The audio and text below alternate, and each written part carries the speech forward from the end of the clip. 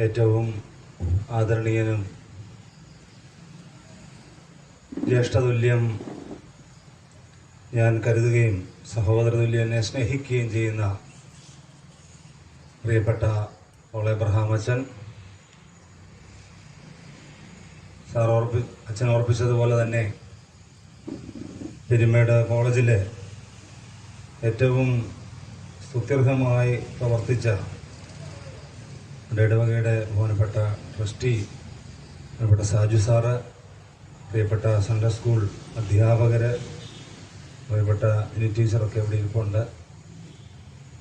കർത്താവിനാൽ അനുഗ്രഹിക്കപ്പെട്ടവരെ, ഈ ഭവനത്തിൻ്റെ ഉടയവരെ, പ്രിയപ്പെട്ടവരെ, ക്രിസ്തുയേശുവിൽ സ്നേഹവന്ദനം.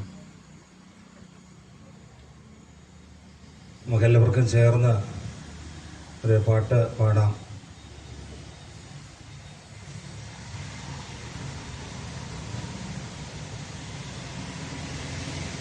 എൻ്റെ ദൈവം സ്വർഗസിംഹാസനം തന്നിലെന്നിൽ കനിഞ്ഞെന്നെ ഓർത്തിയിടുന്നു. എൻ്റെ ദൈവം സ്വർഗസിംഹാസനം തന്നിലെന്നിൽ കനിഞ്ഞെന്നെ ഓർത്തിയിടുന്നു. ആരും സഹായമില്ലെല്ലാവരും മാനിൽ കണ്ടും കാണാതെയും പോകുന്നവൻ. ആരും സഹായമില്ലെല്ലാവരും മാനിൽ കണ്ടും കാണാതെയും പോകുന്നവൻ. എന്നാലെനിക്കൊരു സഹായകൻ വാനിലുണ്ടെന്നറിഞ്ഞതിൽ ഉല്ലാസമേ. നമ്മുടെ തലങ്ങളെ ഒരു നിമിഷം ദൈവസന്നിധിയിലേക്ക് വണക്കാം. ഞങ്ങളെ സ്നേഹിക്കുന്ന ഞങ്ങളുടെ വാഴ്ത്തപ്പെട്ടവനായ ദൈവമേ, സ്വർഗസ്ഥ പിതാവേ, കനാന്യ സ്ത്രീ അവിടുത്തെ സന്നിധിയിലേക്ക് അടുത്തു വന്ന് കർത്താവെ മനസ്സലിയണമേ എന്ന് അവിടുത്തെ സന്നിധിയിൽ പ്രാർത്ഥിച്ചതുപോലെ പലവിധമായ ഭൂതോപദ്രവങ്ങളാലും പലവിധമായ ഞെരുക്കങ്ങളാലും മാനസിക സമ്മർദ്ദങ്ങളാലും ജീവിതത്തിൻ്റെ കൈപ്പേറിയ അനുഭവങ്ങളാലും ഭാരങ്ങളാലും വിദ്വേഷങ്ങളാലും ഈ നോമ്പിൻ്റെ വിശുദ്ധിയിലൂടെ ഞങ്ങൾ സഞ്ചരിക്കുമ്പോൾ കർത്താവെ മനസ്സലിയണമേ എന്ന ഭാവിയായ എന്നോട്, ഭാവികളായ ഞങ്ങളോട്, ഞങ്ങളുടെ ദേശത്തോട്, ഞങ്ങളുടെ രാജ്യത്തോട്, ഞാനായിരിക്കുന്ന കുടുംബത്തോട്, ഞാനായിരിക്കുന്ന മേഖലകളോടൊക്കെയും മനസ്സലിവ് തോന്നണമേ എന്ന് പ്രാർത്ഥിക്കുവാനും ആ കനാന്യ സ്ത്രീയുടെ വിശ്വാസത്തിൻ്റെ ഒരു അംശമെങ്കിലും ജീവിതത്തിൽ ഒപ്പിയെടുക്കുവാനും ദൈവമേ ഈ നോമ്പിൻ്റെ പ്രാർത്ഥനാ സംഗമങ്ങളിലൂടെ ഞങ്ങളെ അവിടുന്ന് അനുഗ്രഹിക്കണമേ എന്ന് പ്രാർത്ഥിക്കുന്നു. കർത്താവേ, അവിടുന്ന് നിൻ്റെ മക്കളോട് ഇടപെടണമേ.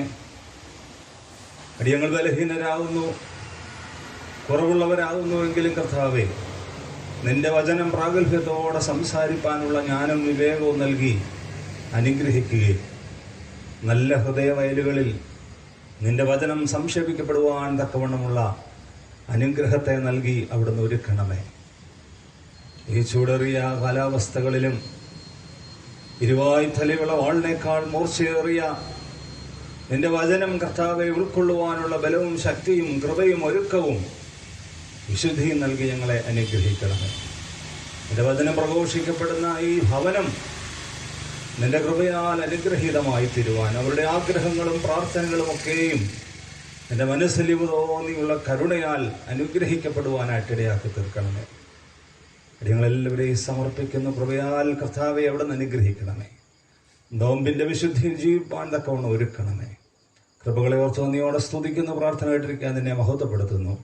പരിശുദ്ധാത്മനാമത്തിൽ തന്നെ ആമേൻ. മാനുഷിക ജീവിതത്തിലെ പലവിധമായ വെല്ലുവിളികൾ ഇന്നത്തെ ലോകത്തിൽ നാം നേരിട്ടുകൊണ്ടിരിക്കുകയാണ്. പ്രത്യേകിച്ച് നമുക്കറിയാം, ഏതാണ്ട് 30,000-ൽ അധികം ആളുകൾ അനുദിനം കൊല്ലപ്പെടുന്ന ഹമാസിന്റെയും ഗാസയുടെയും ഒക്കെ അനുഭവം പത്രമാധ്യമങ്ങളിലൂടെ നാം വായിക്കുന്നുണ്ട്. നമ്മുടെ മാനുഷിക സഹോദരങ്ങൾ ഒന്നൊന്നായി കൊല്ലപ്പെട്ട അനുഭവം ഇന്നത്തെയൊക്കെ പത്രം വായിച്ചാൽ അറിയാം. ആഹാരത്തിന് വേണ്ടി നോക്കി നിൽക്കുന്നവർക്ക് വെടിയുണ്ട ഏൽക്കുന്ന, ആരും സഹായിക്കാനില്ലാതെ, മുമ്പ് നമ്മൾ പാടിയ പാട്ട് പോലെ ആരും സഹായിക്കാനില്ലാതെ ഏതാണ്ട് മാസങ്ങളായിട്ട് നടക്കുന്ന സംഭവങ്ങൾ, ഏറ്റവും ക്രിസ്തീയത അടുത്തു നിൽക്കുന്ന രാജ്യത്തിന്റെ അനുഭവത്തിൽ പ്രിയമുള്ളവരെ സംഭവിക്കുന്ന കാര്യങ്ങളൊക്കെ നാം ദർശിക്കുന്നത്. നമുക്ക് ചുറ്റുമുള്ള നമ്മുടെ സ്വന്തം വയനാട്ടിലെ സംഭവങ്ങളൊക്കെ എത്രമാത്രം വേദനാജനകമാണെന്ന് നമുക്കറിയാം. അപ്പൊ ആർക്കൊക്കെ എന്തൊക്കെ സംഭവിച്ചെന്ന് പറഞ്ഞാലും നമുക്കെന്തെങ്കിലും സംഭവിക്കുമ്പോൾ മാത്രമേ നമുക്കതൊരു വേദനയുടെ ആഴമെന്തെന്ന് തിരിച്ചറിയാൻ പറ്റത്തുള്ളൂ. അവരിനെന്ത് സംഭവിച്ചാലും, ചിലപ്പോൾ പറയുന്ന പോലെ അവരുടെ ആരാന്റെ അമ്മയ്ക്ക് വട്ടുപിടിച്ചാൽ കാണാൻ രസമാണെന്ന് പറഞ്ഞതുപോലെ, അവരിനെന്ത് സംഭവിച്ചാലും എനിക്ക് വേദന ഉണ്ടാകുന്നില്ല എന്നുള്ളതാണ് ഏറ്റവും വലിയ ഒരു പ്രത്യേകത. പ്രിയമുള്ളവരെ, ഈ നോമ്പിന്റെ സന്ദർഭങ്ങളിൽ മറ്റുള്ളവർക്ക് വേണ്ടി പ്രാർത്ഥിക്കുവാൻ, കർത്താവിന്റെ മനസ്സലിവ് ലോകത്തോടുണ്ടാകുവാൻ, കുടുംബത്തോടുണ്ടാകുവാൻ, വ്യക്തിയോടുണ്ടാകുവാൻ, ജീവിതങ്ങളോടുണ്ടാകുവാൻ നമുക്ക് ഒരുമിച്ച് പ്രാർത്ഥിക്കാനുള്ള ഓരോ സന്ദർഭങ്ങൾ ഏറ്റവും നഷ്ടപ്പെടുത്താതിരിക്കട്ടെ എന്ന് പ്രത്യേകമായിട്ട് ഓർപ്പിക്കുകയാണ്.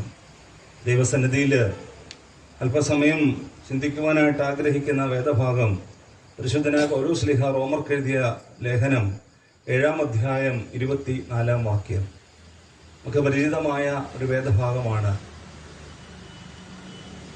അവിടെ ഇപ്രകാരം കാണുന്നു: പരിശുദ്ധനായ പൗലോസ് കർത്താവിന്റെ സന്നിധിയിൽ കർത്താവിനെ ഉപദ്രവിച്ചുകൊണ്ട്, കർത്താവിന് വിരോധമായിട്ട് പ്രവർത്തിച്ച്, കർത്താവ് സ്നേഹിച്ച വ്യക്തിയായിട്ട് തിരികെ വരുമ്പോൾ ജീവിതത്തിന്റെ അംശങ്ങളെക്കുറിച്ചും പാപത്തിന്റെ ബോധ്യത്തെക്കുറിച്ചും ഒക്കെ അദ്ദേഹം മനസ്സിലാക്കിയിട്ട് ദൈവസന്നിധിയിൽ വിളിച്ചു പറയുന്ന ഒരു സത്യത്തിന്റെ ഒരു തിരിച്ചറിവാണ് ഈ 7-ാം അധ്യായത്തിന്റെ 24-ാം വാക്യം.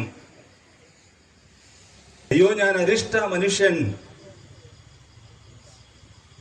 ഈ മരണത്തിന് അധീനമായ ശരീരത്തിൽ നിന്ന് എന്നെ ആര് വിടുവിക്കും? അത് പൊക്കോട്ടെ കേട്ടോ, നമ്മൾ ശ്രദ്ധിക്കണ്ട, സാരമുള്ള കാര്യം. 7-ാം അധ്യായം 24-ാം വാക്യം ഓർപ്പിക്കുന്നു: അയ്യോ, ഞാൻ അരിഷ്ട മനുഷ്യൻ, ഈ മരണത്തിന് അധീനമായ ശരീരത്തിൽ നിന്ന് എന്നെ ആര് വിടുവിക്കും? പ്രിയമുള്ളവരെ, റോമാലേഖനം 7-ാം അധ്യായത്തിന്റെ ആദ്യ ഭാഗങ്ങളിലും 6-ാം അധ്യായത്തിലുമൊക്കെ വളരെ ഭംഗിയായിട്ട് സൂചിപ്പിക്കുന്ന പാപത്തിന്റെ അനുഭവത്തെക്കുറിച്ചും പാപമുഖാന്തരം ഉണ്ടാകുന്ന വേദനയുടെ അനുഭവത്തെക്കുറിച്ചും ഒക്കെയാണ് ആ ലേഖനത്തിലെ വളരെ ഭംഗിയായിട്ട് സൂചിപ്പിക്കുന്നത്. അദ്ദേഹത്തിന്റെ ഒരു തിരിച്ചറിവ്, അദ്ദേഹം പറയുന്നത്, ജീവിതത്തിൽ പാപത്തിന്റെ കഠിനമായ സാഹചര്യങ്ങളിലേക്ക് കടന്നു വന്നപ്പോൾ ന്യായപ്രമാണം പാപത്തെക്കുറിച്ചുള്ള ബോധ്യം അദ്ദേഹത്തിന് തിരിച്ചു കൊടുക്കുകയാണ്.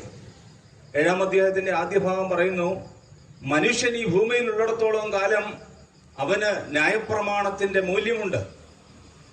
കാരണം ന്യായപ്രമാണം പറയുന്നു, മോഹിക്കരുത് എന്ന് പറയുമ്പോൾ, കൊല ചെയ്യരുത് എന്ന് പറയുമ്പോൾ, ആ ന്യായപ്രമാണമാണ് പാപത്തെക്കുറിച്ചുള്ള യഥാർത്ഥമായ ബോധ്യം തരുന്നത് എന്ന തിരിച്ചറിവ് പൗലോസ് ഉണ്ടായിട്ടാണ് അദ്ദേഹം പറയുന്നു: ഞാൻ പാപത്തിന് അടിമപ്പെട്ട മനുഷ്യൻ, ഞാൻ അകൃത്യം ചെയ്ത മനുഷ്യൻ, ഞാൻ ആഗ്രഹിക്കുന്ന നന്മകളെക്കാൾ ആഗ്രഹിക്കാത്ത തിന്മ ചെയ്ത മനുഷ്യൻ എന്ന ഒരു തിരിച്ചറിവോടെ അദ്ദേഹം ദൈവസന്നിധിയിൽ പ്രാർത്ഥിക്കുന്ന പ്രാർത്ഥനയുടെ അനുഭവമാണ് പ്രിയമുള്ളവരെ ഈ ഭാഗത്ത് സൂചിപ്പിക്കുന്നത്.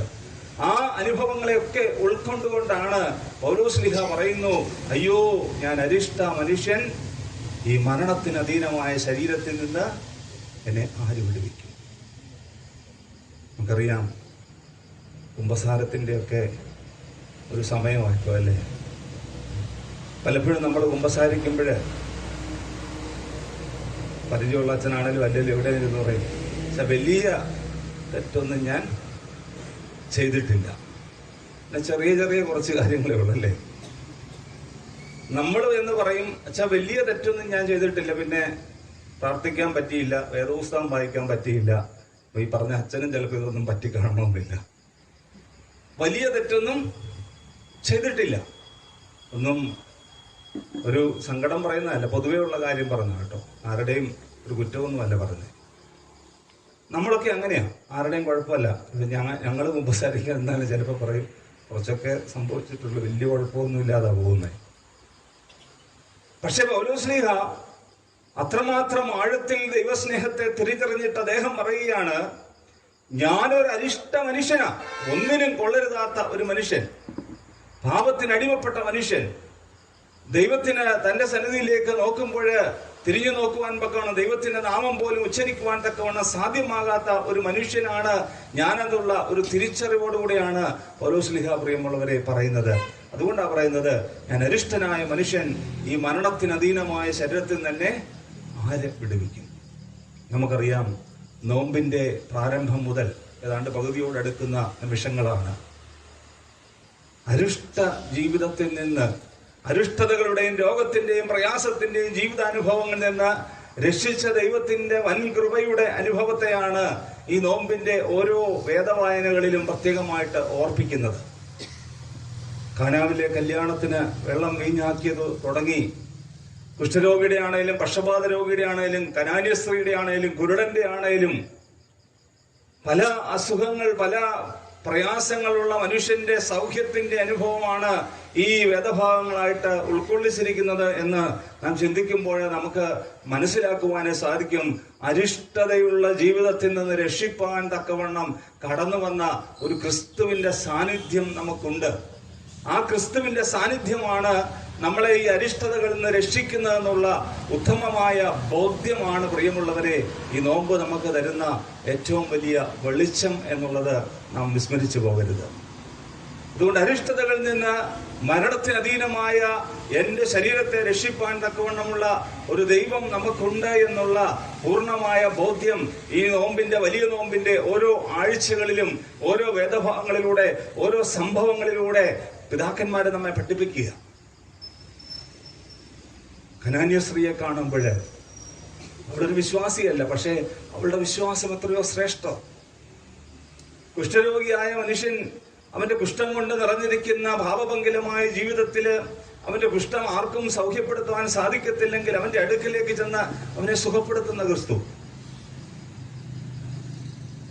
പക്ഷവാതം രോഗിച്ച ഒരു മനുഷ്യൻ, ആ മനുഷ്യനെ സൗഖ്യപ്പെടുത്തുവാൻ യാതൊരു വൈദ്യശാസ്ത്രവും തയ്യാറല്ലാത്ത സാഹചര്യത്തിൽ രക്ഷിക്കാനായിട്ട് യാതൊരു മാർഗവുമില്ല എന്ന ചിന്തിക്കുന്ന മനുഷ്യന് സൗഖ്യം കൊടുക്കുന്ന ക്രിസ്തു.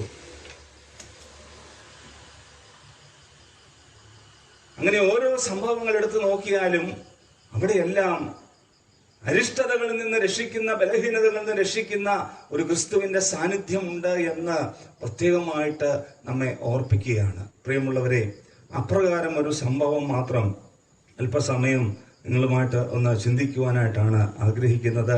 പ്രത്യേകിച്ച് പുതിയ നിയമത്തില് വിശുദ്ധ യോഹന്നാൻ എഴുതിയ സുവിശേഷം 5-ാം അധ്യായത്തിന്റെ 6-ാം വാക്യം ഓർപ്പിക്കുന്നുണ്ട്. അരിഷ്ടതകളിൽ നിന്ന് രക്ഷിപ്പാനായിട്ടുള്ള ക്രിസ്തുവിന്റെ സാന്നിധ്യത്തിന്റെ അനുഭവം. യോഹന്നാൻ എഴുതിയ സുവിശേഷം 5-ാം അധ്യായം 6-ാമത്തെ വാക്യം നമുക്ക് വളരെ പരിചിതമായ ഒരു വേദഭാഗമാണ്. അവൻ കിടക്കുന്നത് യേശു കണ്ടു, ഇങ്ങനെ ഏറെ കാലമായിരിക്കുന്നു എന്നറിഞ്ഞ് നിനക്ക് സൗഖ്യമാകുവാൻ മനസ്സുണ്ടോ എന്ന് ചോദിച്ചു. അവൻ കിടക്കുന്നത് യേശു കണ്ടു, ഇങ്ങനെ ഏറെ കാലമായിരിക്കുന്നു എന്ന് അറിഞ്ഞു, നിനക്ക് സൗഖ്യമാകുവാൻ മനസ്സുണ്ടോ എന്ന് ആരോട് ചോദിച്ചു? ആ മനുഷ്യനോട്. നമുക്കറിയാം, ഇന്നത്തെ സന്ധ്യയ്ക്ക് വേദഭാഗം വായിച്ചപ്പോഴും ഈ കഴിഞ്ഞ ദിവസങ്ങളിലൊക്കെ വേദഭാഗങ്ങൾ വായിക്കുമ്പോഴും കർത്താവിന്റെ അടുക്കിലേക്ക് ചെന്നിട്ട് കുഷ്ഠരോഗി എന്താ ചോദിച്ചേ? കർത്താവെ, നിനക്ക് എന്നെ സൗഖ്യമാക്കുവാൻ നിനക്ക് മനസ്സുണ്ടോ? അല്ലേ? എന്നെ സൗഖ്യമാക്കുവാൻ നിനക്ക് മനസ്സുണ്ടോ? കനാന്യസ്ത്രീ എന്ന് ചോദിക്കണം, കർത്താവെ മനസ്സലിയണമേ, എൻ്റെ മകള് ഭൂതോപദ്രവം ബാധിച്ച് കിടക്കുക.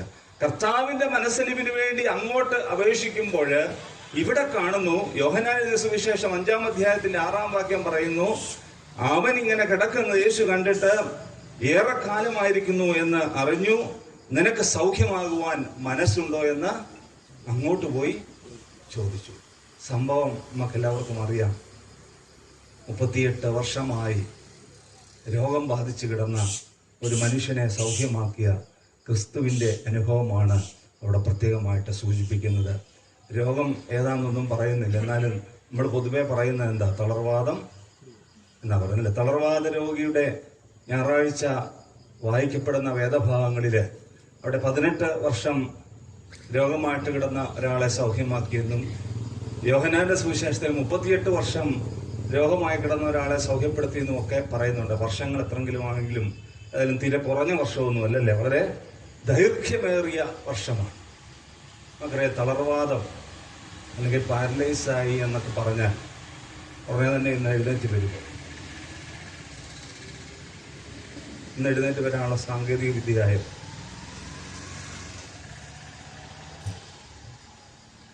ഈയല് വരുമെന്നുകൊണ്ടാണോ നിങ്ങൾ വിട്ടായിരിക്കുന്നതോ?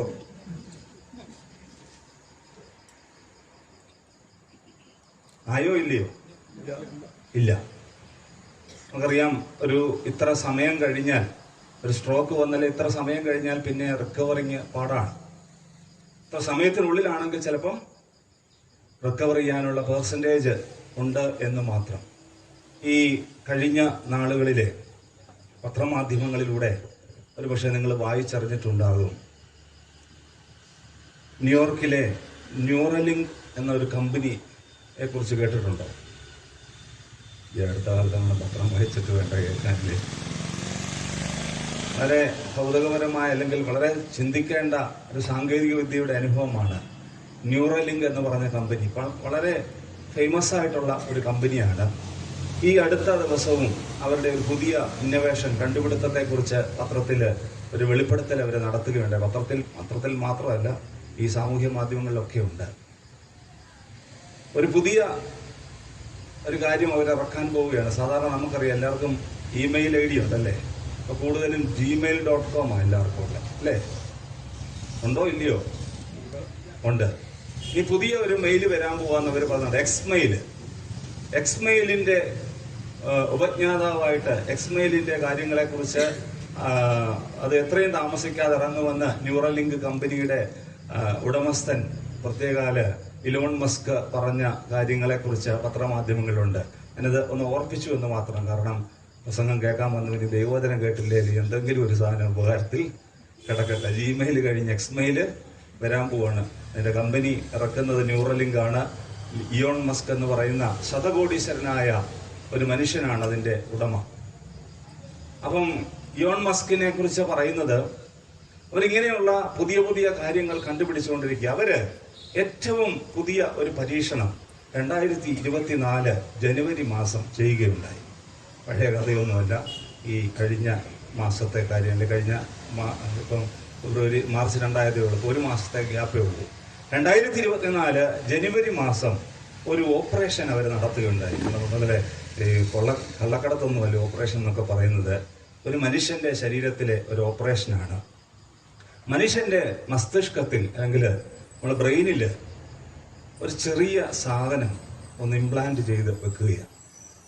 ഏതാണ്ട് നമ്മുടെ 64 മുടി, ഒരു മുടിനാരിന്റെ പോലെ 64 മുടിനാരുകളുള്ള ഒരു ചെറിയ മെഷീൻ ഒരു മനുഷ്യന്റെ ബ്രെയിനിൽ ഘടിപ്പിച്ചു. ആ ബ്രെയിനിൽ ഘടിപ്പിച്ച ആ ഓപ്പറേഷനൊക്കെ വളരെ സക്സസ് ആയിക്കൊണ്ടിരിക്കുകയാണെന്നാണ് അവരിപ്പോഴും വെളിപ്പെടുത്തുന്നത്. അത് വളരെ സക്സസ് ആയി. അതിന്റെ പ്രത്യേകത, ഇതുപോലെ തളർവാദം പിടിച്ചു കിടക്കുന്ന മനുഷ്യൻ എന്ന് പറഞ്ഞാൽ തലയൊക്കെ നേരെ നിൽക്കും, സംസാരിക്കും, പക്ഷെ കൈയും കാലും അനങ്ങത്തില്ലാത്ത, അല്ലെങ്കിൽ ഒരു സൈഡ് പാരലൈസ് ആയിട്ടുള്ള, അല്ലെങ്കിൽ ഒരു സൈഡ് കൊണ്ട് അല്ലെ കൈകൾ അനക്കാൻ പറ്റാത്ത മനുഷ്യർക്ക്, തളർവാദമോ പക്ഷവാദമോ ഒക്കെ പിടിച്ച മനുഷ്യർക്ക് വളരെ ഭംഗിയായിട്ട് കമ്പ്യൂട്ടർ അല്ലെങ്കിൽ ഫോണ്, ടാബ് അതുപോലെയുള്ള കാര്യങ്ങൾ ഓപ്പറേറ്റ് ചെയ്യാൻ പറ്റുന്ന ഒരു സിസ്റ്റമാണ് ഈ ന്യൂറലിങ്ക് കമ്പനിയുടെ ഉടമസ്ഥനായ ശതകോടീശ്വരനായ ഇയോൺ മസ്ക് ഇറക്കിയിരിക്കുന്നത്, അല്ലെങ്കിൽ ഇറക്കാൻ പോകുന്ന പുതിയൊരു കണ്ടുപിടുത്തം. അപ്പൊ നമ്മുടെ തലമുടി നാര് 64 മുടികളുള്ള ഒരു ഇംപ്ലാന്റ് ചെയ്ത ഒരു ചെറിയ സാധനം ബ്രെയിനിൽ ഘടിപ്പിച്ച് ആ ഓപ്പറേഷനാണ് ഈ 2024 ജനുവരി മാസം കംപ്ലീറ്റ് ആയെന്ന് പറഞ്ഞ് പത്രമാധ്യമങ്ങളിലൊക്കെ വളരെ കാര്യമായിട്ട് ഇടയ്ക്കിടയ്ക്ക് അത് വരുന്നുണ്ട്. അതിന്റെ വലിയ പ്രത്യേകത, തളർവാദം പിടിച്ച പ്രയാസം പിടിച്ച ആളുകൾക്ക് ചിന്തിച്ചാൽ മതി, ഈ മൗസ് ഇല്ലാതെ അല്ലെങ്കിൽ അതിന്റെ നമ്മൾ പറഞ്ഞാൽ കമ്പ്യൂട്ടർ പാടുകളില്ലാതെ, നമ്മൾ പറഞ്ഞാൽ പറയുമ്പം സെർച്ച് ചെയ്യുന്ന പറഞ്ഞതുപോലെ തന്നെ നമ്മൾ ചിന്തിക്കുമ്പോൾ ഒരു 6th സെൻസ് വർക്ക് ചെയ്യുന്നത് പോലെ തന്നെ കമ്പ്യൂട്ടർ വർക്ക് ചെയ്യിപ്പിക്കാനായിട്ട് സാധിക്കും. എന്തായാലും മനസ്സിലായോ? എന്തായാലും മനസ്സിലായി. അപ്പോൾ ഞാൻ പറഞ്ഞത് ഒരു ഇന്നോവേഷൻ, നമ്മുടെ താൽക്കാലികമായ ജീവിതത്തിലെ തളർവാദമായിട്ട് ബന്ധപ്പെട്ട ഒരു കാര്യം പറയുന്നതാണ്. എന്ന് പറഞ്ഞാൽ ഒരു വർക്ക് ചെയ്യുന്ന ഒരാൾക്കോ അല്ലെങ്കിൽ കമ്പ്യൂട്ടറിലൊക്കെ പ്രവർത്തിക്കുന്ന ഒരാൾക്കോ, മെയിൽ അയക്കുന്ന ആൾക്കോ, അക്കൗണ്ട് നോക്കുന്ന ആൾക്കോ മറ്റാരുടെ സഹായം വേണം. പക്ഷേ ഈ ഒരു ഇംപ്ലാന്റേഷൻ നടത്തി കഴിഞ്ഞാൽ വളരെ ചെറിയൊരു സാധനം, 4 പോലുള്ള 64 മുടികളുടെ വലിപ്പത്തിലുള്ള കനമുള്ള സാധനം, 64 മുടി എന്ന് പറഞ്ഞാൽ ഒന്നുമില്ലല്ലേ, കുറച്ചൊരു ദൂരോട്ട് കളയാനുള്ളതേ ഉള്ളൂ. ഈ സാധനം എവിടെ ഫിറ്റ് ചെയ്തു? ബ്രെയിനിൽ ഘടിപ്പിച്ചുകൊണ്ട് ബ്രെയിൻ ചിന്തിക്കുകയാണ്, കമ്പ്യൂട്ടർ ഓപ്പൺ ചെയ്യണം, ഇന്നാളെ നോക്കണം, മെയിൽ നോക്കണം, അക്കൗണ്ട് നോക്കണമെന്ന് നമ്മുടെ മനസ്സിൽ ചിന്തിച്ചാൽ മതി.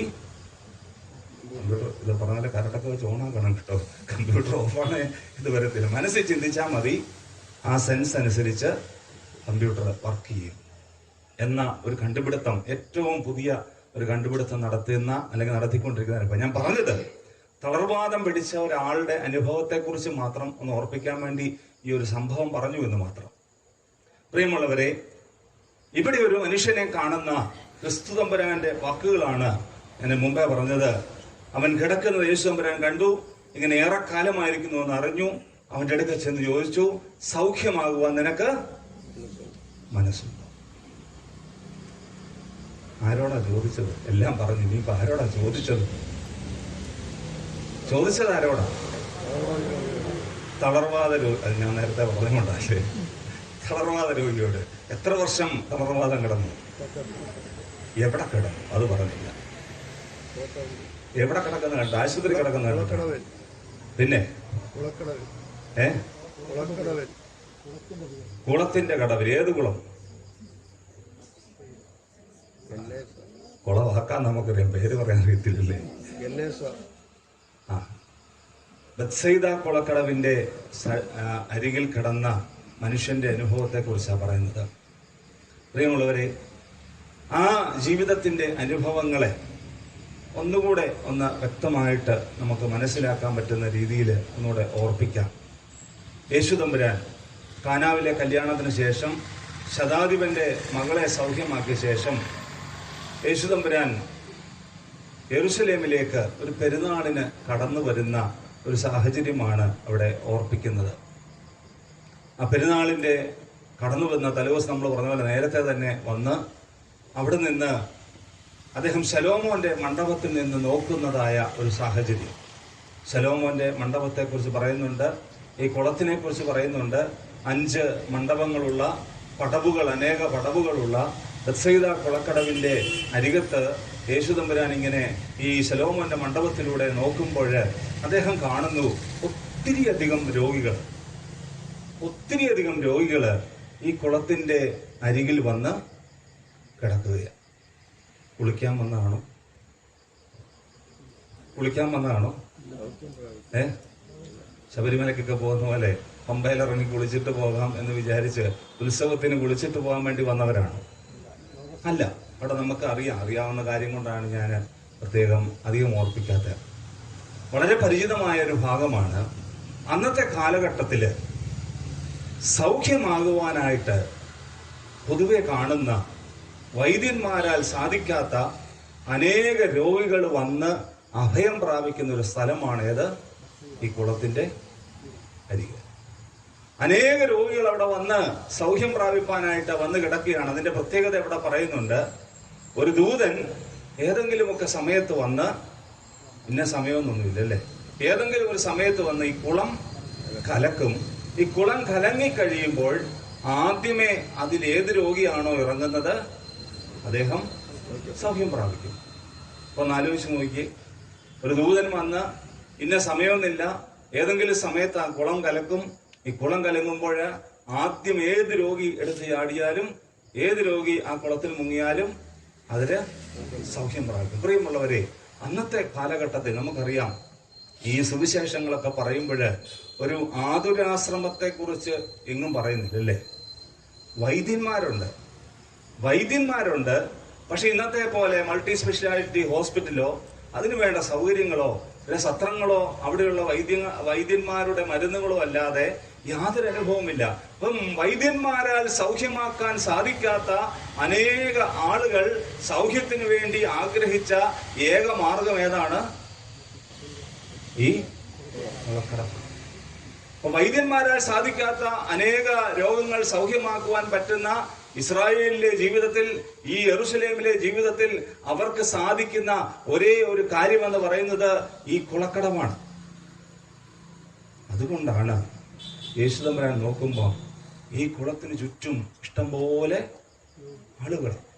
ചുറ്റും എന്ന് പറഞ്ഞാൽ ആ ഭാഗത്ത് മാത്രമല്ല, ആ പ്രദേശം മുഴുവൻ അങ്ങനെയുള്ള ആളുകളെ കൊണ്ട് നിറഞ്ഞിരിക്കുകയാണ്. രോഗികൾ മാത്രമല്ല, അവരെ പരിചരിക്കുന്നവരുണ്ട്, അവരെ ശുശ്രൂഷിക്കുവാനായിട്ട്, അവരെ സഹായിക്കുവാനായിട്ട് വന്ന അവരുടെ മാതാപിതാക്കളുണ്ട്, പ്രത്യേകിച്ച് ആരുമില്ലാത്ത ആളുകളെ സഹായിക്കുന്ന പ്രിയപ്പെട്ടവരുണ്ട്, സഹോദരങ്ങളുണ്ട്, മറ്റ് ആളുകളൊക്കെ ഉണ്ട്. ആശ്രിതരായിട്ട് വന്നിട്ടുള്ള ആളുകളും രോഗികളായിട്ടുള്ളവരും അനേക വർഷമായിട്ട് അവിടെ കിടക്കുന്നവരും അനേക നാളുകൾ ഇങ്ങനെ നോക്കി പാർത്തിട്ട് സാധിക്കാതെ പോകുന്ന, സൗഖ്യം ലഭിക്കാതെ പോകുന്ന ആളുകളുമുണ്ട്. സൗഖ്യം ലഭിക്കാത്തത് എന്താണ്? അതിന്റെ കാരണം ആദ്യം ഇറങ്ങാൻ പറ്റുന്നില്ല. ഈ ഒരു മനുഷ്യൻ 38 വർഷമായിട്ട് എവിടെ കിടക്കുക? ഈ കുളത്തിന്റെ സമീപത്ത് കിടക്കുക. ഒന്ന് ആലോചിച്ച് നോക്കണം. നമ്മൾ ചിന്തിച്ചാല് യേശുദമ്പുരാൻ ജനിക്കുന്നതിന് മുമ്പേ അവിടെ വന്ന് കിടക്കുന്ന മനുഷ്യൻ. യേശുദമ്പുരാന് പരസ്യവേലയ്ക്ക് ഇറങ്ങിയപ്പോഴാണ് 30 വയസ്സായുള്ളൂ അല്ലേ? 30 തൊട്ട് 33 വയസ്സല്ലേ, 33.5 വയസ്സുകാലമാണ് യേശുദമ്പുരാൻ പ്രവർത്തിക്കുന്നത്. പക്ഷേ അതിനും മുമ്പേ വന്ന് കിടക്കുന്ന മനുഷ്യൻ, യേശുദമ്പുരാൻ ജനിക്കുന്നതിന് മുമ്പ്, കന്യാമറിയാമിനോട് ഗബ്രിയേൽ മാലാഖ പറയുന്നതിന് മുമ്പ് വന്ന് കിടക്കുന്ന മനുഷ്യൻ, അനേക വർഷങ്ങളായിട്ടുള്ള അദ്ദേഹത്തിന്റെ കാത്തിരിപ്പാണ് എങ്ങനെയെങ്കിലും വന്ന് സൗഖ്യം പ്രാപിച്ച് പോകണം. നമുക്കറിയാം, എന്തെങ്കിലും വയ്യാഴികയൊക്കെ വന്നാൽ ആദ്യമൊക്കെ നമുക്ക് വലിയ ശുഷ്കാന്തി, ആശുപത്രി കൊണ്ടുപോകാനും ചികിത്സിക്കാനും അല്ലേ. കുറച്ച് നാളായിട്ട് അല്ലെങ്കിൽ ഒരു വർഷമൊക്കെ കഴിഞ്ഞ് യാതൊരു മാറ്റമില്ല, പിന്നെ നമ്മൾ എന്നാ പറയും? ഇനി കൊണ്ടുപോയിട്ടും വലിയ കാര്യമൊന്നും ഇല്ല, പിന്നെ നമുക്ക് ചെയ്യാൻ പറ്റുന്നതൊക്കെ ചെയ്യുക. പ്രിയമുള്ളവരെ, ഒരു പക്ഷേ അദ്ദേഹത്തിന്റെ മാതാപിതാക്കളോ അദ്ദേഹത്തിന്റെ സുഹൃത്തുക്കളോ അദ്ദേഹത്തിന്റെ പ്രിയപ്പെട്ടവരോ അദ്ദേഹത്തിന്റെ ആരാധന ഇടങ്ങളിൽ പോയിട്ടുള്ളവരോ അല്ലെങ്കിൽ യെരുശലേം ദേവാലയത്തിലെ പ്രിയപ്പെട്ടവരൊക്കെ കുറെ നാളൊക്കെ ഇദ്ദേഹത്തെ നോക്കിക്കാണും. പിന്നെ ആരും നോക്കാനില്ലാതെ, ആരും സഹായിക്കാനില്ലാതെ ഒരു സാധാരണ മനുഷ്യനെ പോലെ അദ്ദേഹം കിടക്കുക. എങ്ങനെയെങ്കിലും ആരെങ്കിലും ഇല്ലാതെ വരുന്ന ഒരു സാഹചര്യത്തിൽ, മറ്റുള്ളവരൊക്കെ ഒരു പക്ഷെ ഭക്ഷണം കൊള്ളാൻ പോകുമ്പോഴോ കിടന്നുറങ്ങുന്നതായോ സാഹചര്യത്തിൽ എപ്പോഴെങ്കിലും ഈ കുളമൊന്ന് കലങ്ങുകയാണെങ്കിൽ ആരുമില്ലാത്ത സാഹചര്യത്തിൽ ഒന്ന് ചാടി രക്ഷപ്പെടാം. ഇന്നാണെങ്കിൽ എങ്ങനെയായിരിക്കും? എന്നാലോചിച്ച് നോക്കിയാൽ മതി.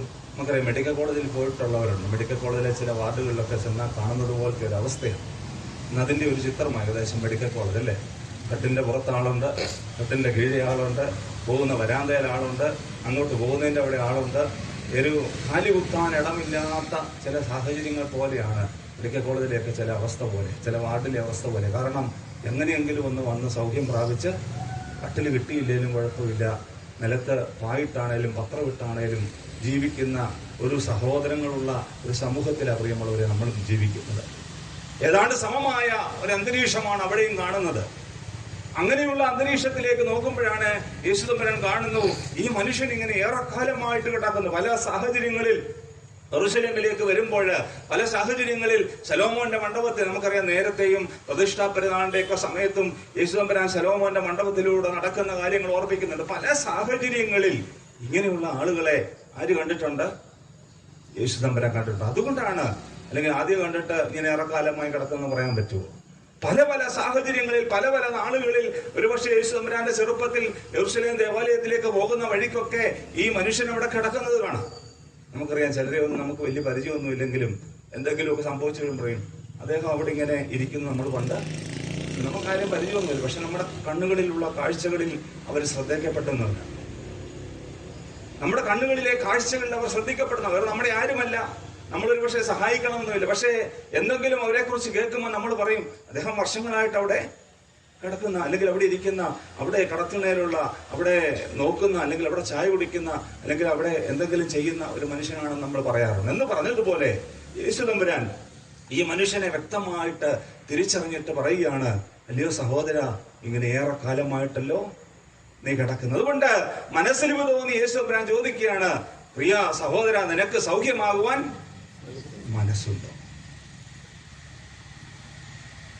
യേശു തമ്പുരാന്റെ ഈ ചോദ്യം കേട്ട് ആ മനുഷ്യൻ വളരെ ആശ്ചര്യപ്പെടുക. കാരണം 38 വർഷമായിട്ട് ഇങ്ങനെയുള്ള പ്രതിസന്ധികൾ, പ്രയാസങ്ങൾ സഹിച്ചത് കണ്ടിട്ട് ഒരു മനുഷ്യൻ പോലും ചോദിച്ചില്ല, നിനക്ക് എന്തെങ്കിലും വേണോ എന്ന് പോലും. അല്ലേ?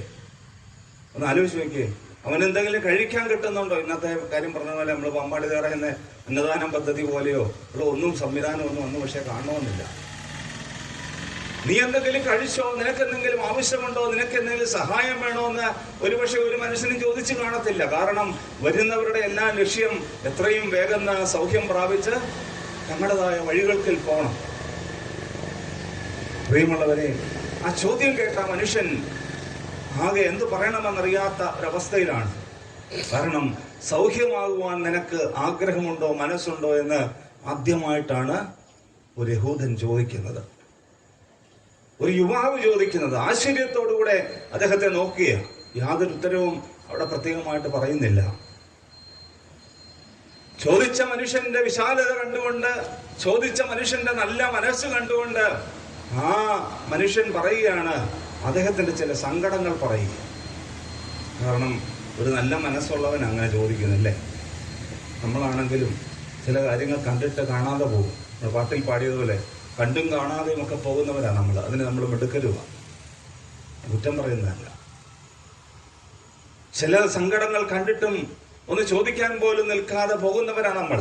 പക്ഷേ ഈ മനുഷ്യൻ ചോദിച്ച ഈ നല്ല വാക്ക് കേട്ടിട്ട് ആ മനുഷ്യൻ ഈ യഹൂദ യുവാവിനോട്, ഈ ചെറുപ്പക്കാരനോട് പറയുകയാണ്, സൗഖ്യമാകണമെന്നോ എനിക്കിവിടുന്ന് പോകണമെന്നോ ഒന്നും അല്ല പറഞ്ഞേ. അദ്ദേഹത്തിന്റെ ജീവിതത്തിലെ 2 സങ്കടങ്ങൾ അദ്ദേഹം പറയുക. ഒന്നാമത്തെ സങ്കടം അദ്ദേഹം പറഞ്ഞത്, പ്രിയ സഹോദര, ഈ വെള്ളം കലങ്ങുമ്പോൾ എന്നെ ഈ വെള്ളത്തിലോട്ട് എടുത്തെടുക്കാൻ എനിക്കാരുമില്ല. ഞാനിങ്ങനെ 38 വർഷമായിട്ട് ഇവിടെ കഴിയുകയാണ്. ദൂതന്മാർ വന്ന് വെള്ളം കലക്കുമ്പോൾ ഈ വെള്ളത്തിലേക്ക് എന്നെ എടുത്തിറക്കുവാൻ തക്കവണ്ണം എനിക്കാരുമില്ല. ജീവിതത്തിന്റെ ചില അനുഭവങ്ങളിൽ എല്ലാവരും നമുക്കുണ്ടാകും. ഭാര്യയുണ്ട്, ഭർത്താവുണ്ട്, മക്കളുണ്ട്, ബന്ധുക്കാരുണ്ട്, പള്ളിക്കാരുണ്ട്, സ്നേഹിതരുണ്ട്. പക്ഷെ ചില സാഹചര്യങ്ങളിലൊക്കെ നമുക്ക് ഈ മനസ്ഥിതി തോന്നിയിട്ടുണ്ടല്ലേ? ചില ജീവിത സാഹചര്യങ്ങളിൽ ദൈവമേ എന്നെ സഹായിപ്പാൻ, എന്നെ ഒന്ന് കേൾക്കാൻ, എന്നോടൊരാശ്വാസം പറയാൻ ഒരു മനുഷ്യനും ഇല്ലല്ലോ എന്ന് ചിന്തിക്കുന്ന സാഹചര്യങ്ങൾ, പ്രിയമുള്ളവരെ, ഈ നാളിതുവരെയുള്ള ജീവിതത്തിൽ ഒരുപക്ഷെ നമ്മളിലൂടെ കടന്നുപോയിട്ടുണ്ടാകാം. അദ്ദേഹവും അദ്ദേഹത്തിന്റെ സങ്കടമാണ് പറയുന്നത്, എന്നെ സഹായിപ്പാനായിട്ട് എനിക്കാരുമില്ല. എൻ്റെ അപ്പനില്ല, എൻ്റെ അമ്മയില്ല, എൻ്റെ സഹോദരങ്ങളില്ല, എൻ്റെ സ്നേഹിതരില്ല, എൻ്റെ പ്രിയപ്പെട്ടവരില്ല, എൻ്റെ പള്ളിക്കാര് പോലും എന്നെ സഹായിപ്പാനായിട്ടില്ല. പിന്നെ ഞാനെങ്ങനെ സൗഖ്യം പ്രാപിക്കും? അപ്പോഴും ആ മനുഷ്യന്റെ ഉള്ളിൽ സൗഖ്യം പ്രാപിക്കാൻ ഈ ഒരു വഴിയേ ഉള്ളൂ. യേശു തമ്പുരാൻ അവനോട് ചോദിക്കുമ്പോൾ പോലും അത് യേശുവാണെന്നുള്ള തിരിച്ചറിവില്ല. ഇവൻ സൗഖ്യം ദാനം ചെയ്യുന്ന ആളാണെന്നുള്ള തിരിച്ചറിവില്ല. അവന്റെ മനസ്സിൽ അപ്പോഴും ഈ വെള്ളത്തിലിറങ്ങാനുള്ള മാർഗത്തെക്കുറിച്ച് മാത്രമാണ് അവൻ അന്വേഷിക്കുന്നത്. അതുകൊണ്ടാണ് അവൻ പറഞ്ഞത്, എന്നെ ഈ വെള്ളം കലങ്ങുമ്പോൾ ഇറക്കുവാൻ തക്കവണ്ണം എനിക്ക് ആരുമില്ല. രണ്ടാമത് അദ്ദേഹം പറയുന്നുണ്ട്, ഇനി ഞാൻ തന്നെ എങ്ങനെങ്കിലും ചെല്ലാമെന്ന് വിചാരിച്ചാൽ എനിക്ക് മുമ്പേ മറ്റൊരുവൻ വന്ന് അതിൽ ചാടും. എന്നാൽ 38 വർഷമായിട്ട് സീനിയറായിട്ടുള്ളൊരു മനുഷ്യനാ നാം മാറിക്കൊടുത്തേക്കാം. അദ്ദേഹം എങ്ങനെയും ഒന്ന് സുഖം പ്രഭാവിച്ച് പോകട്ടെ എന്നാലും വിചാരിക്കുമോ? നമുക്കറിയാം, പള്ളിയിലാണെങ്കിലും ഒന്നും വേണ്ട, കുർബാന അനുഭവിക്കാൻ വരുന്നത് മാത്രം നിങ്ങൾ ചിന്തിച്ചാൽ മതി. ഏതായാലും അച്ഛൻ എല്ലാവർക്കും കുർബാന കൊടുക്കാതെ പോകത്തില്ലല്ലേ? പക്ഷെ എന്ത് ഇടിച്ചാ നമ്മൾ കയറുന്നത്? ആദ്യത്തെ അനുഭവിക്കുന്ന കുർബാനയ്ക്ക് വല്ല പ്രത്യേകതയുണ്ടോ? അപ്പൊ ഞാൻ നമ്മുടെ പള്ളിയിലെ കാര്യമല്ല പറഞ്ഞു കേട്ടോ. കർത്താവിന്റെ തിരുശരീരം അതിന്റെ അവസാന തരുന്നതും അതേ സാധനം തന്നെയാണ്. പക്ഷെ ചിലരുണ്ട് ഇടിച്ചു കെട്ടി സൺഡേ സ്കൂൾ പിള്ളേരൊക്കെ വന്നാലും മാറാൻ അങ്ങോട്ടെന്ന് പറഞ്ഞിട്ട് കയറുന്ന ആൾക്കാരുണ്ടല്ലേ. യാതൊരു ദയാദാക്ഷിണ്യവുമില്ല.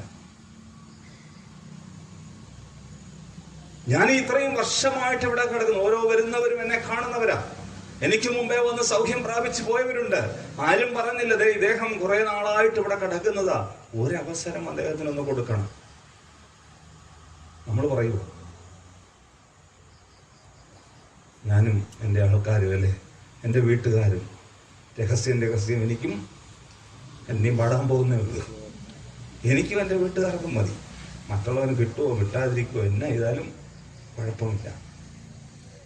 ഞാൻ എങ്ങനെയെങ്കിലും എന്തി വലിഞ്ഞ് ചെല്ലാന്ന് വിചാരിച്ചാൽ എനിക്ക് മുമ്പേ മറ്റുള്ളവർ ചാടി സൗഖ്യം പ്രാപിക്കുക.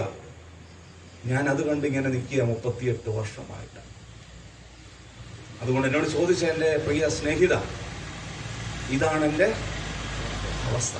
നമുക്കറിയാം ചില സാഹചര്യങ്ങൾ ആരെങ്കിലും നമ്മളോട് ചോദിച്ചാൽ എന്തെങ്കിലും സഹായിക്കണം എന്ന് ഉദ്ദേശിച്ചായിരിക്കും ചോദിക്കുന്നെങ്കിൽ പോലും നമ്മൾ നല്ലത് വല്ലതും പറയും.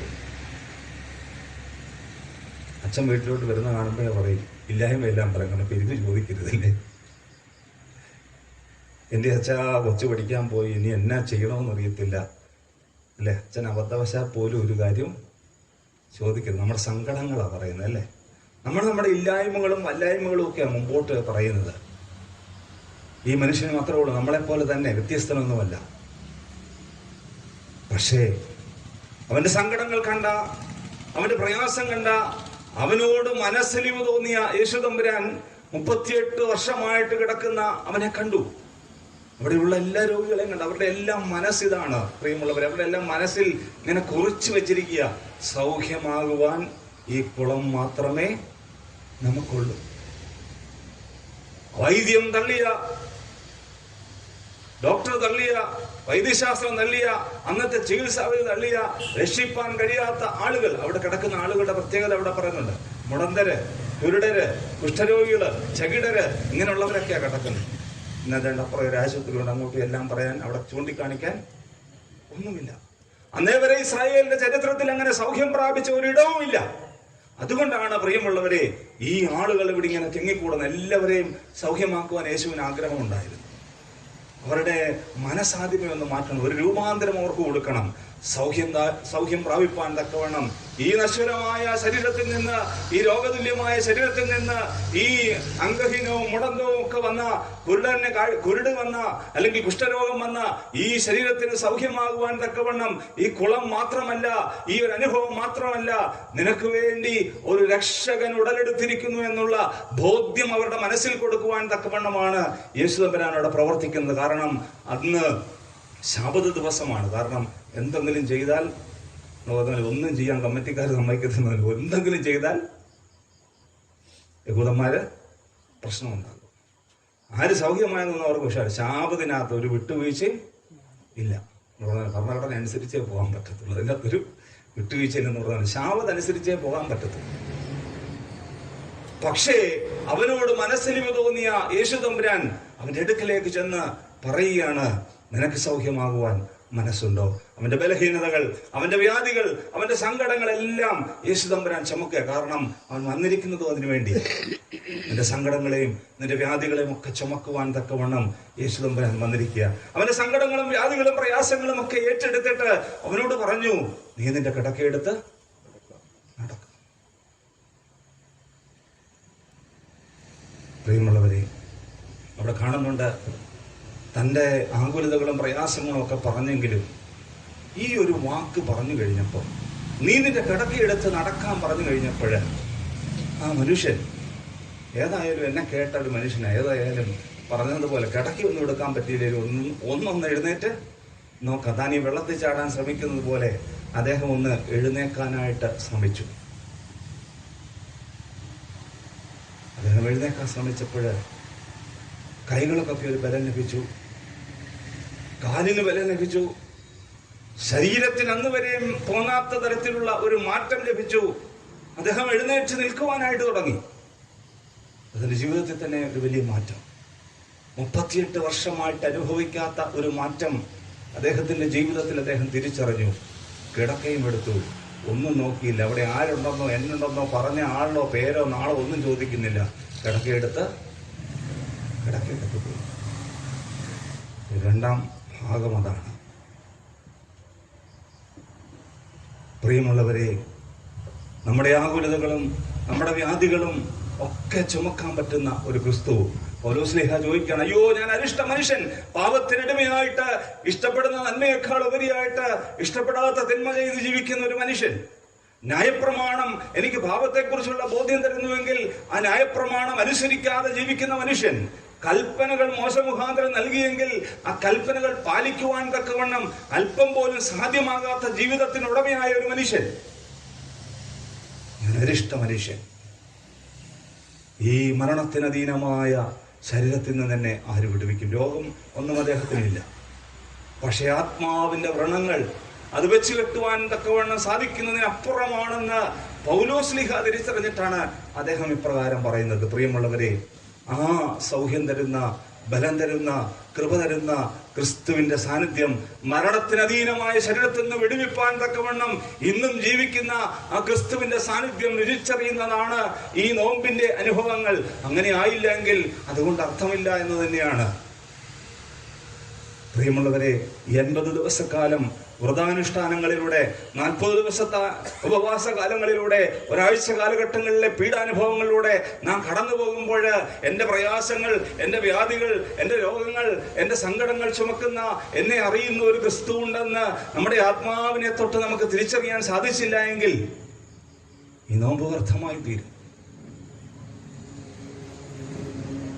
അതുകൊണ്ട് ആ ക്രിസ്തുവിന്റെ അടികിലേക്ക് അടുത്തു വരുവാൻ തക്കവണ്ണം അപ്പാപിതാവേ എന്ന് വിളിക്കുന്ന പുത്രത്തിന്റെ ആത്മാവ് നമുക്ക് നൽകിയത് ഈ കാൽവറിയിലെ യാഗത്തിലൂടെയാണ്. അതുകൊണ്ട് പിതാവേ എന്ന് പറഞ്ഞ് നമ്മുടെ സങ്കടങ്ങളെ സമർപ്പിപ്പാൻ തക്കവണ്ണം, സഹോദര എന്ന് ഇനി ഞാൻ നിങ്ങളെ വിളിക്കുന്നത് സഹോദരന്മാരെന്നാണെന്നാണ് ഓർപ്പിക്കുന്നത്. സഹോദര സഹോദരി എന്ന് വിളിക്കപ്പെടുമ്പോൾ ആ സഹോദര തുല്യം പറയുന്ന, സങ്കടങ്ങളെ പറയുന്ന, പ്രയാസങ്ങളെ പറയുന്ന, വ്യാധികളെ ചുമക്കുന്ന ക്രിസ്തുവിന്റെ സന്നിധിയിൽ നമ്മുടെ പ്രയാസങ്ങൾ സമർപ്പിക്കാനായിട്ട് സാധിക്കണം. പ്രിയമുള്ളവരെ, നമ്മുടെ സങ്കടങ്ങളും യാതനകളും കണ്ടറിയുന്ന ഒരു ക്രിസ്തുവിന്റെ അനുഭവമാണ് പ്രത്യേകമായിട്ട് സൂചിപ്പിക്കുവാനായിട്ടുള്ളത്.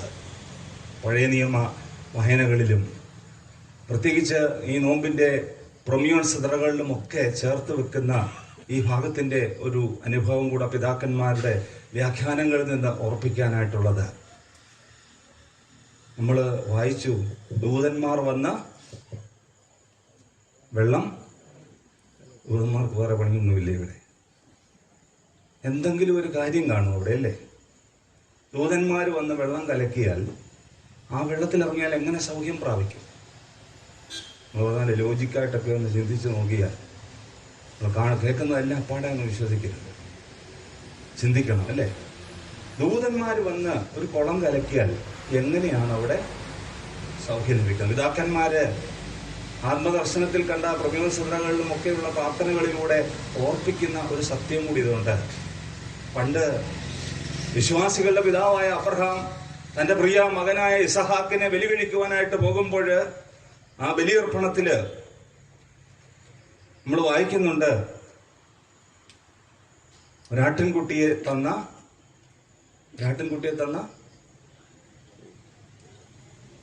വീട്ടുകാരാണോ? ഒരു വൃക്ഷം, അല്ലേ?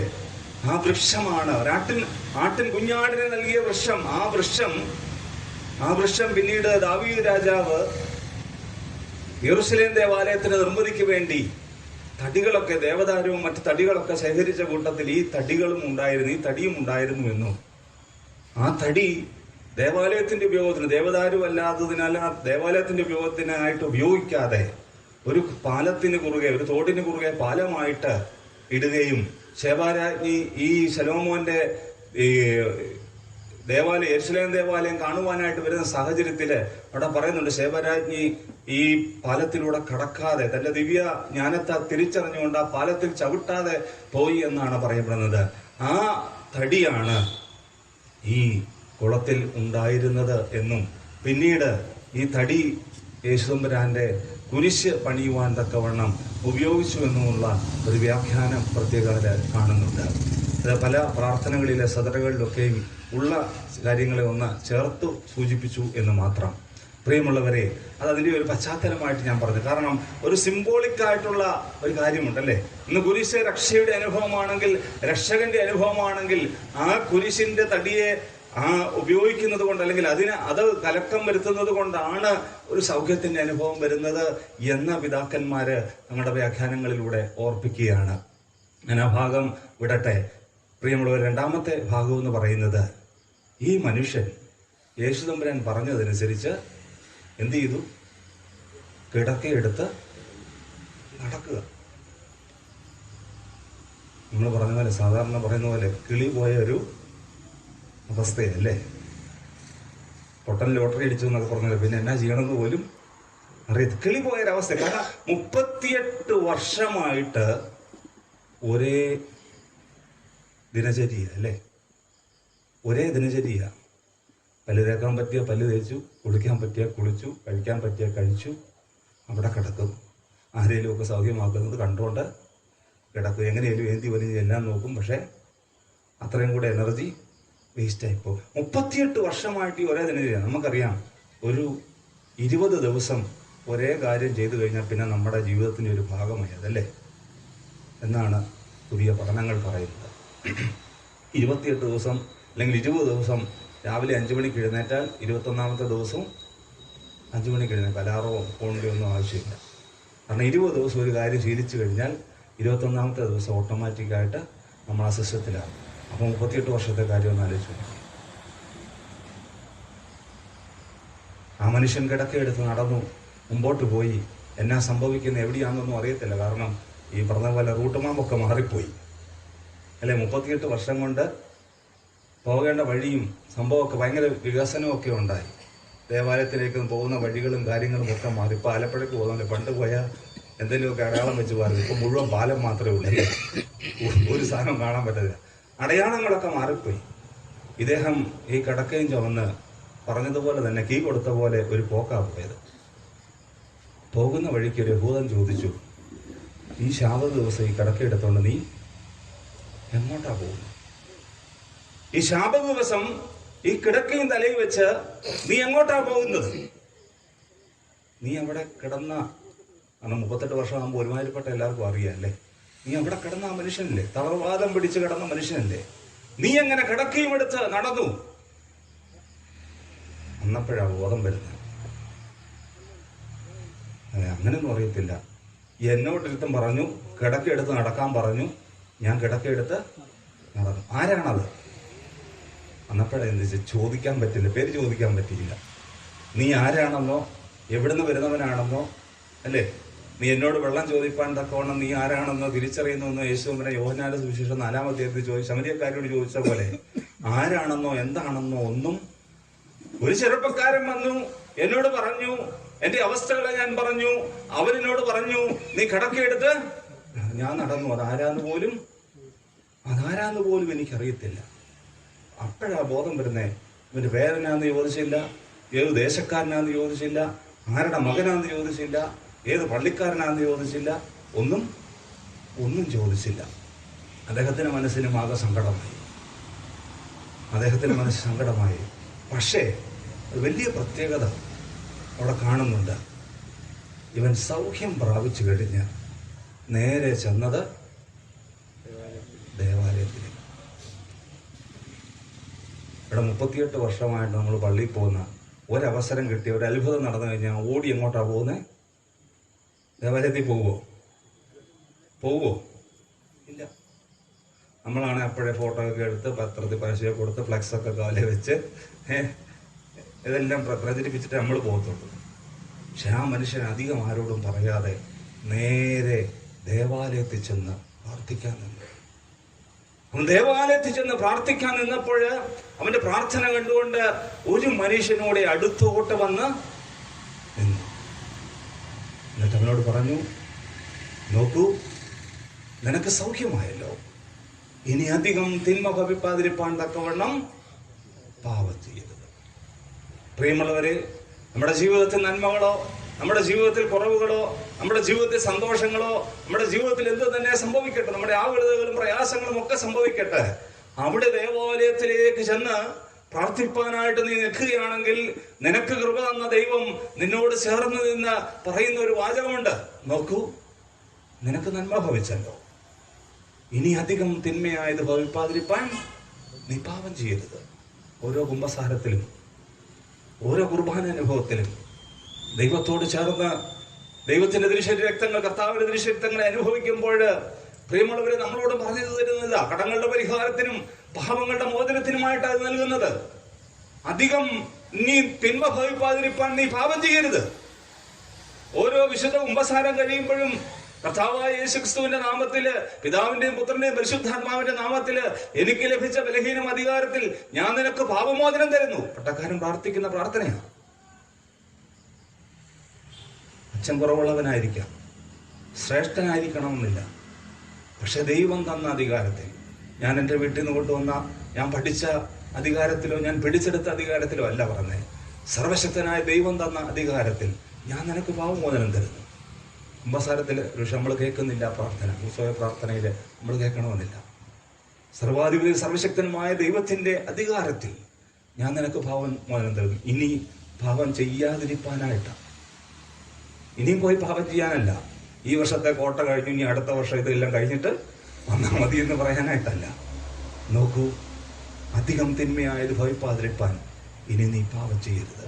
അപ്പോഴാ മനുഷ്യന് തിരിച്ചറിവുണ്ടാകുന്നത്, ഇതെന്നെ സൗഖ്യമാക്കിയ, എനിക്ക് ബലം തന്ന, എന്നോട് എഴുന്നേറ്റ് നടക്കുവാൻ പറഞ്ഞ ആ മനുഷ്യനാണിതെന്നുള്ള തിരിച്ചറിവ് അവന് നൽകുകയാണ്. കുഷ്ഠരോഗിക്ക് സൗഖ്യം നൽകിയപ്പോഴും 10 കുഷ്ഠരോഗികളെ സുഖപ്പെടുത്തിയപ്പോഴും ഒരു ശമരിയക്കാരൻ മാത്രമാവന്ന് ബാക്കി 9 പേരെന്തി എന്ന് ചോദിച്ചു. കൃപ ലഭിച്ചു കഴിഞ്ഞപ്പോൾ പിന്നെ തന്ന ദൈവത്തെ ആവശ്യമില്ല. നമ്മുടെയൊക്കെ ജീവിതം അങ്ങനെയാണ്. പ്രാർത്ഥനയ്ക്ക് വേണ്ടി, അല്ലെങ്കിൽ ഇപ്പൊ പരീക്ഷയ്ക്ക് വിജയത്തിന് വേണ്ടിയൊക്കെ പ്രാർത്ഥിക്കും. വിജയിച്ചു കഴിയുമ്പം പിന്നെ പടക്കം പൊട്ടിച്ചും മുട്ടായി ആഘോഷിച്ചും അത് കൊടുത്തു ഇത് കൊടുത്തു ഒക്കെ പോകും. ഓടിച്ചെന്ന് എനിക്ക് കൃപ തന്ന ദൈവത്തിന്റെ ആലയത്തിലേക്ക് ആരെങ്കിലും പോകുമോ? ജീവിതത്തിലെ ഓരോ കഷ്ടതകൾക്കും പ്രയാസങ്ങൾക്കും വേണ്ടി നമ്മൾ പ്രാർത്ഥിക്കും. പക്ഷേ കൃപ തന്ന ദൈവത്തിന്റെ അടുക്കിലേക്ക് പോവുമോ? അവിടെയുള്ളൊരു വിവേകം. 38 വർഷമായിട്ട് ഒരു ആരാധനയിൽ പങ്കെടുക്കുകയോ ദേവാലയത്തിന്റെ പടിവാതിക്കൽ പോലും കാണാത്ത മനുഷ്യൻ, അവന് തിരിച്ചറിവുണ്ട്, എനിക്കിത് തന്ന ദൈവമാണ്. എനിക്ക് ആരുടെ പേരൊന്നും അറിയത്തില്ല, ആരാന്ന് പോലും അറിയത്തില്ല. പക്ഷേ ആ ദൈവത്തിന്റെ സന്നിധിയിലേക്ക് അടുത്ത് ചെന്നപ്പോൾ ദൈവം അവന്റെ അടുക്കിലേക്ക് അടുത്ത് വന്ന് പറഞ്ഞ വാക്യത. പ്രിയമുള്ളവരെ, ഈ നോമ്പിന്റെ സമയം ദൈവസന്നിധിയിലേക്ക് അടുത്തു ചേരുവാനായിട്ട് നമുക്ക് സാധിക്കണം. അതാണ് നമ്മുടെ വലിയ പ്രത്യാശ. ഈ നോമ്പിലൂടെ കടന്നു പോകുമ്പോൾ, പ്രാർത്ഥനകളിലൂടെ കടന്നു പോകുമ്പോൾ, ഈ സംഗമങ്ങളിലൂടെ ഒക്കെ കടന്നു പോകുമ്പോൾ, ധ്യാന ചിന്തകളിലൂടെ കടന്നു പോകുമ്പോൾ നമ്മുടെ പ്രത്യാശ അതായിരിക്കണം. പ്രത്യാശയെക്കുറിച്ച് പറഞ്ഞപ്പോഴാണ് അപ്പുറത്തെ വീട്ടിലെ കോഴിയും ഇപ്പുറത്തെ വീട്ടിലെ കഴുതയും പരസ്പരം കണ്ട് സംസാരിക്കാനായിട്ട് തുടങ്ങി. കഥ പറയുമ്പോൾ ഇഷ്ടമാവുമല്ലോ അല്ലേ? കോഴി വന്ന് കഴുതയോട് ചോദിച്ചു, എന്നാ ഉണ്ട് ഈ വീട്ടിൽ? സുഖമൊക്കെയാണ്. കോഴിക്കാകുമ്പോൾ യഥേഷ്ടം പറന്നും ചാടിയൊക്കെ പോകാം.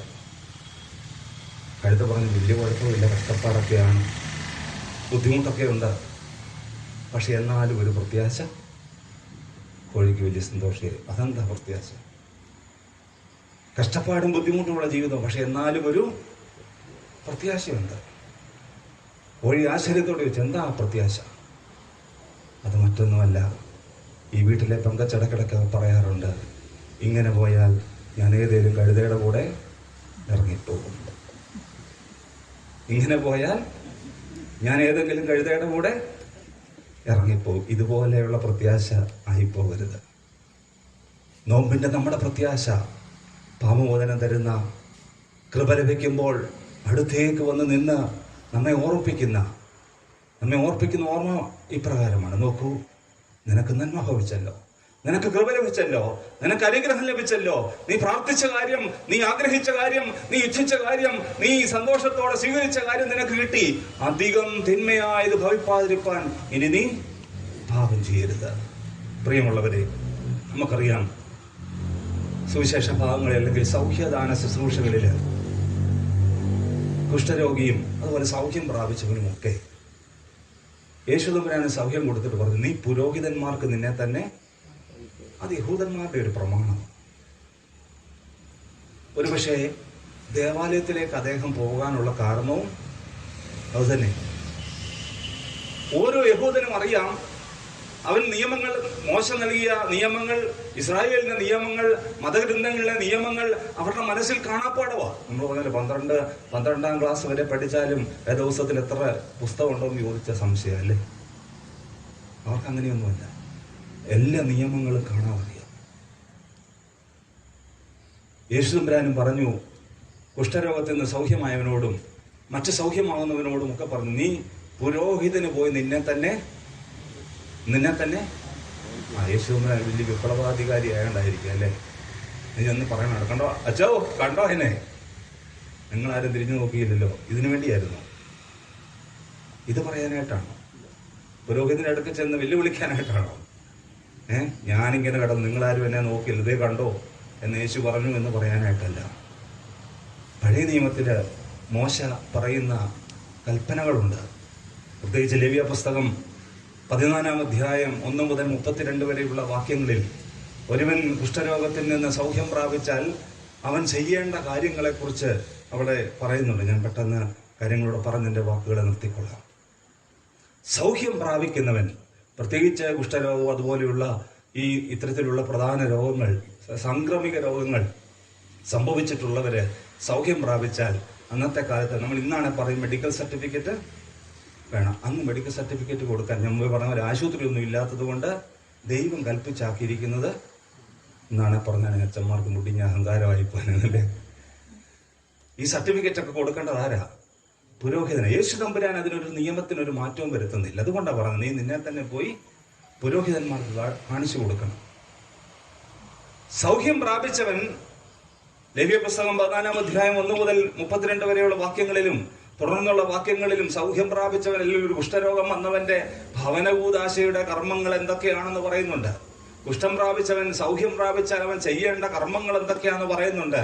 ഈ ലേവ്യ പുസ്തകം 14-ാം അധ്യായത്തിൽ പറയുന്നുണ്ട്, സൗഖ്യം പ്രാപിച്ചവൻ സൗഖ്യം പ്രാപിച്ചു എന്ന് ബോധ്യം വന്നാൽ അവൻ പുരോഹിതന്റെ അടുക്ക പോയി തന്നെ കാണിച്ചു കൊടുക്കും, എൻ്റെ വടുക്കളൊക്കെ മാറി. പുരോഹിതൻ അവനെ ദൂരെ നോക്കിയിട്ട് പറയും, ഒരാഴ്ച നീ പാളയത്തിൻ്റെ അപ്പുറത്ത് താമസിക്കണം, കാരണം മറ്റ് പ്രശ്നങ്ങളൊന്നും ഇല്ലാതിരിക്കും. അത് കഴിഞ്ഞ് നിങ്ങൾ വീട്ടിൽ പോയി വായിച്ചാൽ മതി ആ ഭാഗം. അത് കഴിഞ്ഞ് നീ വരുമ്പോൾ 4 കാര്യങ്ങൾ കൊണ്ടുവരണം. 1, വിശുദ്ധിയുള്ള 2 പക്ഷികളെ കൊണ്ടുവരണം. പ്രാവിൻ കുഞ്ഞോ പ്രാവോ എന്തേലും ഒക്കെ മതി. വിശുദ്ധിയുള്ളതെന്ന് പറഞ്ഞ് കാക്കയൊന്നും പിടിച്ചോണ്ട് വരരുത്. അതുപോലെ വിശുദ്ധിയുള്ള 2 പക്ഷികളെ കൊണ്ടുവരണം. ചുവപ്പ് നൂല്, ദേവദാരു, ഈ സോപ്പ്. ഒരു കമ്പനിയുടെ സോപ്പല്ല, നിങ്ങൾക്കറിയാമല്ലോ ഈ സോപ്പ് എന്ന് പറഞ്ഞത്. ഈ 4 സാധനങ്ങൾ കൊണ്ട് വീണ്ടും പുരോഹിതനെ കാണാൻ കടന്നു വരണം. ഇന്ന് ഞാനത് വായിച്ചപ്പോൾ ഇന്ന് നമ്മുടെ കൂദാശയൊക്കെ എത്രയോ വളരെ, നമ്മളിപ്പം പറയും ഇത് ഭയങ്കര ദൈർഘ്യമാണെന്ന് പറയും. ഈ ഓരോ കർമ്മങ്ങൾ വായിച്ചു നോക്കിയാൽ ഇതൊക്കെ നമ്മുടെ എത്രയോ നിസ്സാരമാണെന്ന്, എത്രയോ ചെറുതാണെന്ന് ചിന്തിക്കാം. ഒരാഴ്ച കാലം കഴിഞ്ഞ് ഇത്രയും സാധനങ്ങളുമായിട്ട് പുരോഹിതന്റെ അടുക്കൽ കടന്നു വരണം. പുരോഹിതനാ വാങ്ങിച്ചിട്ട് ജീവനുള്ള വിശുദ്ധിയുള്ള 2 പക്ഷികളിൽ ഒന്നിനെ കൊന്നുകളയും. കൊന്ന് അതിനെ ഉറവെങ്കിലെ വെള്ളത്തിലുള്ള ഒരു മൺകുടത്തിലേക്ക് അതിനെ അതിൻ്റെ ചോര അതിലൊഴിക്കും. എന്നിട്ട് ഈ ജീവനുള്ള ഒരു പക്ഷി, ഈ സോപ്പ്, ചുവപ്പ് നൂല്, ദേവദാരു, ഇവ എല്ലാം കൂടെ കൂട്ടിപ്പിടിച്ച് 7 പ്രാവശ്യം ഈ മനുഷ്യനെ ഈ ഉറവിങ്കലെ വെള്ളത്തിൽ തളിക്കണം. 7 പ്രാവശ്യം തളിക്കണം. തളിച്ചു കഴിഞ്ഞ് വീണ്ടും ചെയ്യേണ്ട കാര്യങ്ങളെക്കുറിച്ചൊക്കെ ഇവിടെ പറയുന്നുണ്ട്. എന്നിട്ട് ഈ ഒരു ജീവനുള്ള പക്ഷിയെ പുറത്തേക്ക് പറത്തിവിടും. വിമോചനത്തിനായിട്ട് പുറത്തേക്ക് പറത്തിവിടും.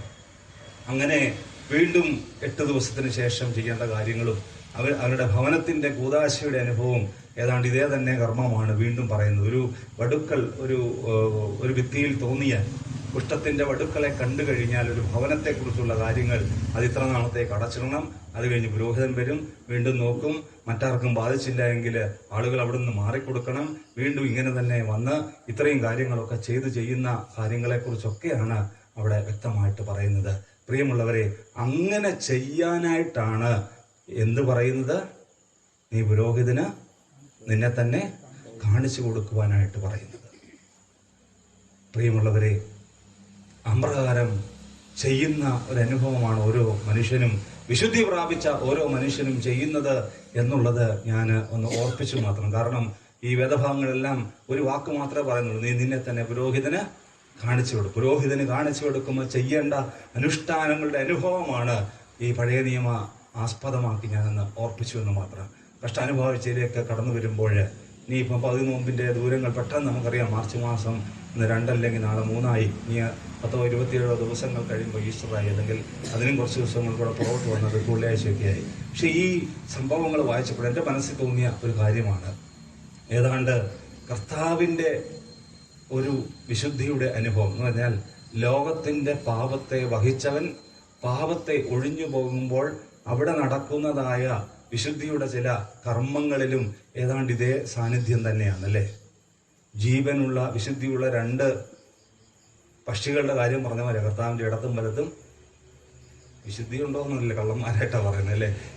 രണ്ട് പേരെ ഏതായാലും ഉണ്ട്. അതിൽ ഒരുത്തനെ കൊന്നുകളഞ്ഞു, ഒരുത്തനെ ജീവിപ്പാനായിട്ട് ഇന്ന് നീ എന്നോടുകൂടെ പറുദീസയിലിരിക്കുമെന്ന് പറഞ്ഞു. ഏതാണ്ട് ഇതുമായിട്ട് ചിന്തിക്കുമ്പോൾ സമാനമായ ഒരു ചിന്താഗതി മാത്രം ഞാൻ എൻ്റെ ഒരു ആശയം പറഞ്ഞതേ ഉള്ളൂ. ഒരുവൻ മരിച്ചു നിത്യനാശത്തിലേക്ക് പോയി, ഒരുവൻ രക്ഷയുടെ അനുഭവത്തിലേക്ക് ഇന്ന് നീ എന്നോടുകൂടെ പറഞ്ഞു. 2 പക്ഷികളുടെ കാര്യം പറഞ്ഞതുപോലെ തന്നെ അവിടെ 7 പ്രാവശ്യം തളിക്കുന്നത് പോലെ ഏതാണ്ട് 7 മൊഴികൾ അവിടെ കിടന്ന് പറയുന്നുണ്ടല്ലേ. ഏതാണ്ടല്ല 7 മൊഴികൾ, കുരിശിലെ 7 മൊഴികൾ ഒരു വിശുദ്ധീകരണത്തിൻ്റെ അനുഭവമായിട്ട് പറയുന്നുണ്ട്. പിന്നീട് കാണാം ചുവപ്പ് നൂല് അല്ലെങ്കിൽ ചുവപ്പങ്കി അവനെ ധരിപ്പിച്ചതായിട്ടും ഈ സോപ്പിൻ്റെ തണ്ടിന്മേൽ അവന് കുടിക്കാൻ കൊടുക്കുന്ന കാര്യങ്ങളൊക്കെ ഏതാണ്ട് ഒരു സമാനമായ ഈ വിശുദ്ധീകരണത്തിൻ്റെ ഒരു കർമ്മം തന്നെ അവിടെയും കാണുവാനായിട്ട് സാധിക്കും. കാരണം ലോകത്തിൻ്റെ പാപത്തെ കാൽവറിയിൽ കുടഞ്ഞു കളഞ്ഞ് വിശുദ്ധനായിട്ട് എഴുന്നേൽക്കുവാൻ തക്കവണ്ണം സാധ്യമാകുമ്പോൾ പഴയ നിയമത്തിൻ്റെ ഒരു പൂർത്തീകരണം തന്നെയാണ് അവിടെ കാണുന്നത് എന്ന് ഒന്നുകൂടെ ഒരു ഉത്ബോധ്യം നമുക്ക് തരാനായിട്ട് മാത്രമാണ് ഞാൻ ഈ ഭാഗം ഓർപ്പിച്ചത്. പ്രിയമുള്ളവരെ, അങ്ങനെയുള്ള പാപത്തെ ഒഴിഞ്ഞ യോഹന്നാൻ പറഞ്ഞ ലോകത്തിന്റെ പാപത്തെ വഹിക്കുന്ന ദൈവത്തിന്റെ കുഞ്ഞാട് കാൽവറിയിൽ ഈ പാപത്തെ യാഗമായിട്ട് കൊടുത്തപ്പോൾ അതിന്റെ വിശുദ്ധീകരണത്തിന്റെ ഒരു അനുഭവമാണ് കാണുന്നത്. അതുകൊണ്ടാണ് പിന്നീട് ശുഭ്രവസ്ത്രധാരിയായിട്ട് തേജസ്കരിക്കപ്പെട്ട ക്രിസ്തുവിനെ കാണുവാനായിട്ട്. കാരണം പാപത്തെ ഒഴിഞ്ഞ് നമ്മളെയൊക്കെ നേടിയിരിക്കുന്നു.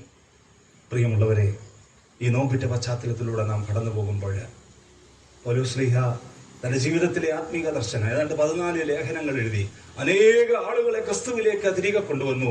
അനേക ആളുകൾക്ക് മാനസാന്തരത്തിന്റെ നല്ല വചനങ്ങളെ പറഞ്ഞു കൊടുത്തു. പക്ഷെ അദ്ദേഹം തന്റെ ജീവിതത്തെ കണ്ടുകൊണ്ട്, തന്റെ പ്രവൃത്തികളെ കണ്ടുകൊണ്ട്, ന്യായപ്രമാണത്തെ വായിച്ച് പഠിച്ച് തന്റെ ജീവിതത്തിൽ മുൻനിർത്തിയിട്ട് ന്യായപ്രമാണം പ്രമാണിക്കാത്ത ഒരു മനുഷ്യൻ എന്ന നിലയിൽ അദ്ദേഹം പറയുകയാണ്, അയ്യോ ഞാൻ അരിഷ്ട മനുഷ്യൻ, ഈ മരണത്തിന് അധീനമായ ഈ ശരീരത്തിൽ നിന്ന് എന്നെ ആര് വിടുവിക്കും?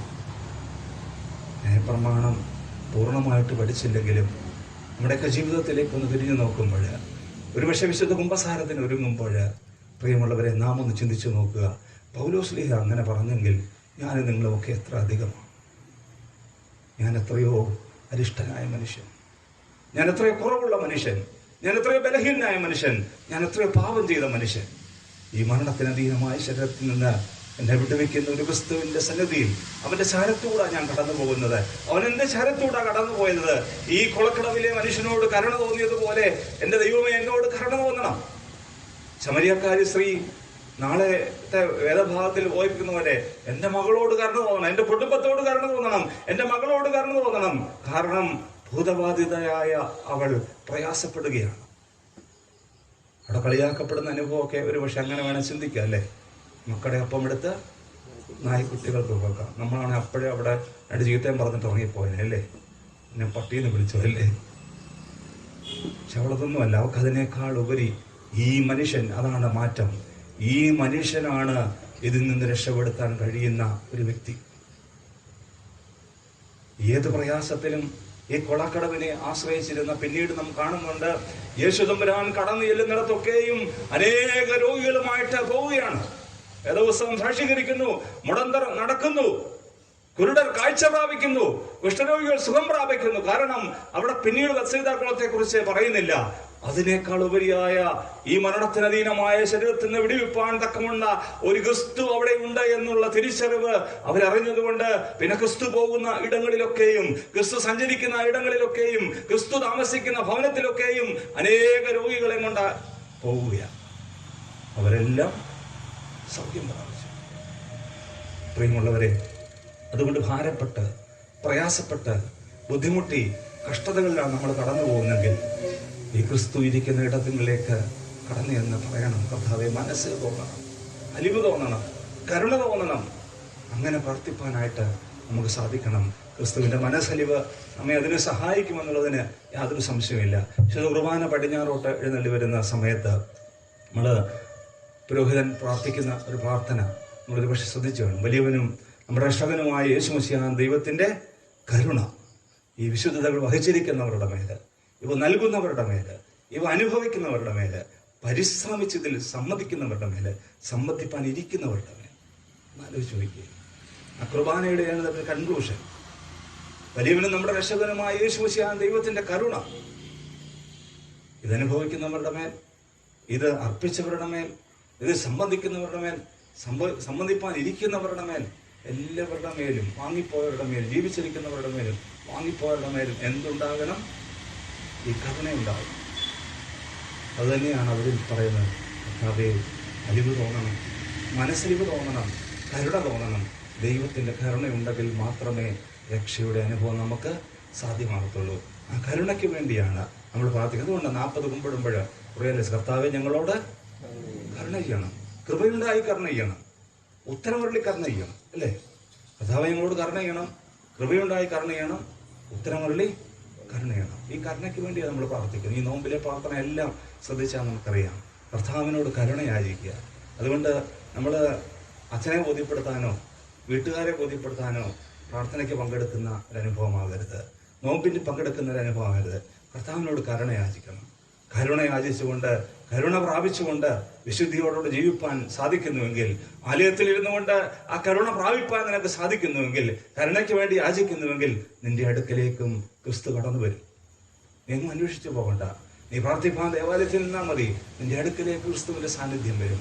ആ ക്രിസ്തുവിന്റെ സാന്നിധ്യത്തിൽ വളരുവാൻ തക്കവണ്ണം ദൈവത്തിന്റെ പരിശുദ്ധാത്മാവ് നമ്മെ സഹായിക്കട്ടെ എന്ന് പ്രത്യേകമായിട്ട് പ്രാർത്ഥിച്ചുകൊണ്ട് ഈ ഒരവസരം നൽകിയ ബഹുമാനപ്പെട്ട അച്ഛനോടും എന്നെ കേട്ടിരുന്ന പ്രിയപ്പെട്ടവരോടും ആദ്യത്തെ അനുഭവത്തിൽ നിന്ന് മാറിയ പ്രിയപ്പെട്ട ഇയ്യലുകളോടും പ്രത്യേകമുള്ള നന്ദി, സ്നേഹം അറിയിക്കുന്നു. ദൈവം അനുഗ്രഹിക്കട്ടെ.